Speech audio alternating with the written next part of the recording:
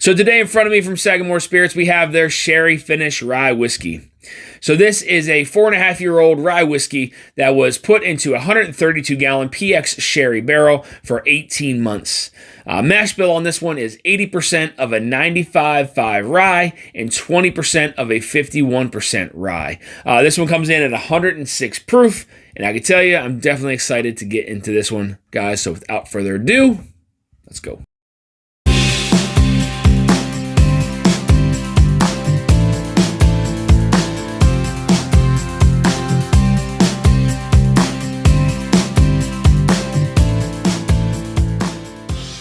All right, so as I stated, this one is 80% of a 95.5 rye and 20% of a 51% rye. Comes in at 106 proof. Let's go ahead and get in the nose. So first thing I get is like a burnt orange, and there's definitely some rye spices there present. So it's definitely spicy on the nose, and then some of that burnt orange almost reminds me like a little bit of a cocktail. And then further into the glass, you start to pick up a little bit of some berries, like some blackberry there. Really nice, like spiciness to it on the nose though, and then that burnt orange kind of makes it almost like it's a cocktail. Yeah. So further into the glass again, it's there's definitely some fruitiness there. Further away, I pick up some of those spices, but then like into the glass, you get some of that like blackberry. There's like a hint of some blueberry in there. Nice kind of caramel and vanilla sweetness that kind of balance all that out. But that like burnt orange definitely reminds me of a cocktail. There's not anything that's like overly dominant on the nose. It is a very nice balance of sweet and of some spice, some fruitiness in there as well. Yeah, it almost reminds me of like a caramelized blueberry that's further into the glass, and further away it's like some rye spice and like some blackberry, some burnt orange, and then some of those rye spices that are in there. Don't necessarily get a lot of the fig or the date or the plum. None of that there really present on the nose. You do, like I said, get kind of like those mixed berry vibes from it. But then that burnt orange and like caramelized blueberry, that's kind of really what's standing out right now. But again, not overly dominant. Let's go ahead and get to the palate, guys. Cheers. So the palate was definitely different from the nose. Very, very good. Nice fruitiness to it. Fruitiness and spiciness is like the first thing that I get there on the front and middle of the palate. Like a nice fig. There almost reminds me like of a fig Newton. And then some allspice there that really starts to develop with some of those rye spices there on the middle of the palate. And then into the finish is like this really nice sweet oak with a little bit of a white pepper that kind of flows through into the finish. Medium to long finish, a little more on the medium side. So yeah, like into the finish, it has this like white peppery residue, and it just kind of lingers on there. It just kind of lingers on. You can feel it there on the back of the palate, and then through the finish is like that white pepper that just lingers and kind of lingers. Really nice first sip, guys. Let's get a second one. Yeah, so like with that first sip, you know, the flavors on the front and the middle of the palate kind of stay consistent. Some of that fig and then some of that allspice and rye spice that kind of mingle together there on the front to middle of the palate. And on the back of the palate into the finish, I get like a toasted walnut maybe. Like a toasted walnut. That allspice does kind of linger through there a little bit. Nice kind of caramel sweetness that kind of flows through from the front into the back. But yeah, there's a toasted walnut, and then that burnt orange kind of started to appear there on the back of the palate and into the finish with some of that white pepper. It does kind of remind me almost of like drinking like an old fashioned.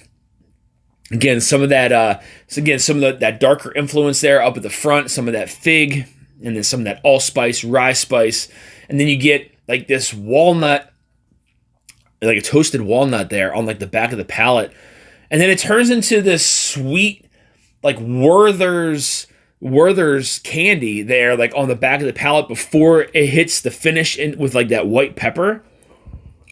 So it goes just, it's like sweet and then spicy and then kind of back to sweet again with some fruit. That allspice caramel kind of flow through. And that burnt orange just reminds me of a cocktail. And I like the mix of the mash bills that they use with this one. Again, it was 80% of a 95.5 rye and then 20% of a 51% rye. So I like that because, you know, it does have a sweet factor and then a spicy factor too. It's very well balanced. But again, there's not a ton of darker fruit on here. You know, you do get some of that fig on the front of the palate there, but then not so much on the backside. Again, the backside is really kind of like spice, and then it turns into like this, again, the sweetness from like a Werther's candy. Really nice. Really, really nice. Getting a lot of sip, guys. Cheers. Yeah, I like that it just like, it continuously kind of plays with the palate. On some of the sips, some of the flavors would be a little more dominant. And then the next sip, another flavor would be a little bit more dominant.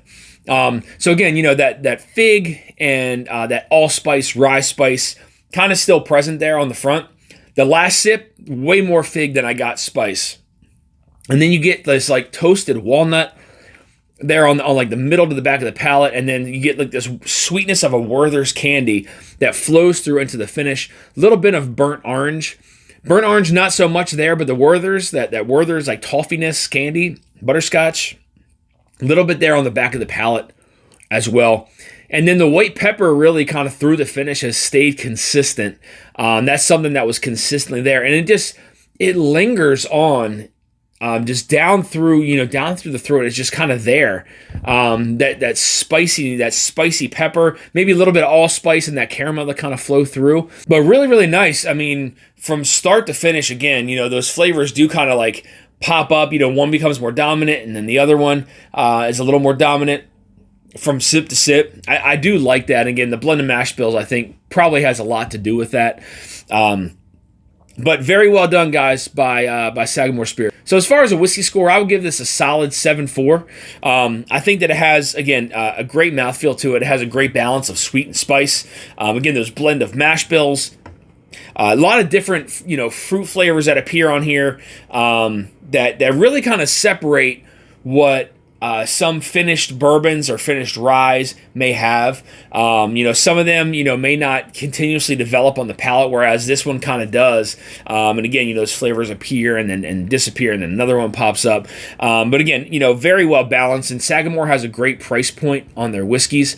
So this one, again, you know, solid 7.4. I think when this bottle comes out, grab one. You will not be disappointed. So I want to thank you guys for tuning into this episode of Dusty Dan's Whiskey Reviews. I want to send a big thank you over to Brian and team at Sagamore Spirits for supplying me with the sample here to review on the channel. So guys, if you're looking for more reviews like this, make sure you hit the subscribe button, bell notification to be alerted of any upcoming reviews or live streams. You can also find me on Instagram at Dusty Dan's Whiskey Reviews. Until next time, guys, stay dusty.